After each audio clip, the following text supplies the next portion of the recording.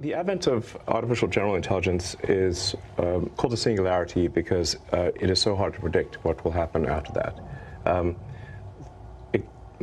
I think it's very much a double-edged sword. I think there's a strong probability that it will make life much better, and that we'll have an age of abundance, and there's some chance that it goes wrong, and destroys humanity. Hopefully that chance is small, but it's not zero.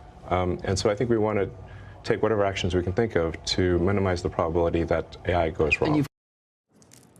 That was Elon Musk speaking exclusively to David Faber on Tuesday night about the potential dangers of artificial intelligence. Joining us right now is Jonathan Greenblatt, Anti-Defamation League's CEO. I want to talk about that and also maybe some other comments that Elon Musk made during that interview. But how concerned are you about AI being slanderous, if you will? Well, or worse? I mean, AI is a technology, so I don't think the AI or the generative AI is slanderous per se. But if the large language models it's drawing from contain disinformation, anti-Semitism, and hate, then you build biased technologies from the start. But how much are you worried about? So interestingly, if you look at the large language models that are being created and effectively controlled by the ChatGPT, Microsoft on one end, Google, Anthropic, I'm thinking of one more that's now, I've lost my train. There's a couple. Bard's on Google. Yeah. But all of those, to be honest with you, I'm not that worried about because they actually have some guardrails that they're putting around these things. To me, the question is all of these other AIs, these other sort of large language models or even smaller language models that may be open source, that may be uncontrollable. Or frankly, what Elon Musk is hoping to do with his AI tool, which is to say, he wants it so that you can say, I think you would be able to say, I am a racist. Right. I want you to talk like the way I talk, and this is how I am, because he wants his AI to be completely open to do whatever.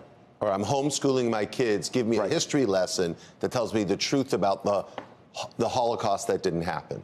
Right. And I could standardize that and get that all over the world like that. Yeah, so I think that is a real problem. I mean, I've got to be honest, Andrew, the way that Google and Microsoft and the other companies are developing these technology, like you said earlier, Joe, they go gradually and then suddenly so fast. Right. Like, it is hard to say where this lands, but we just released, ADL did a survey of the public, and there is massive concern out there. The public doesn't understand what's in these systems and is worried about what they're going to generate. Can you speak to the other component part of that interview, which I'm so fascinated by your perspective on, is Elon's comments about George Soros. Right. He said he is not an anti-Semite. In fact, he called himself a pro-Semite. Yeah. I know you've talked to him over the years. What do you think?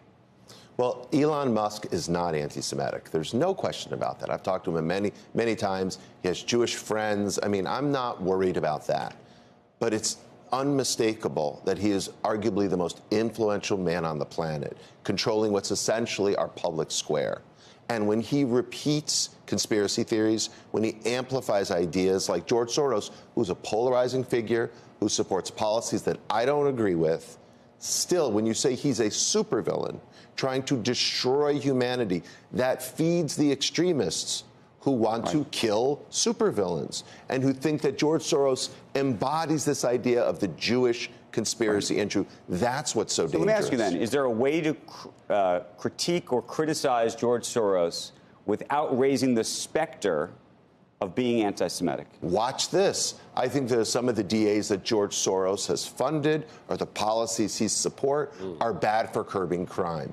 I think George Soros has funded NGOs pursuing policies on Israel that I strongly disagree with, that I think are creating a more unstable Middle East. I think George Soros' support of groups like the Plowshare Funds got the nuclear deal on Iran dead wrong.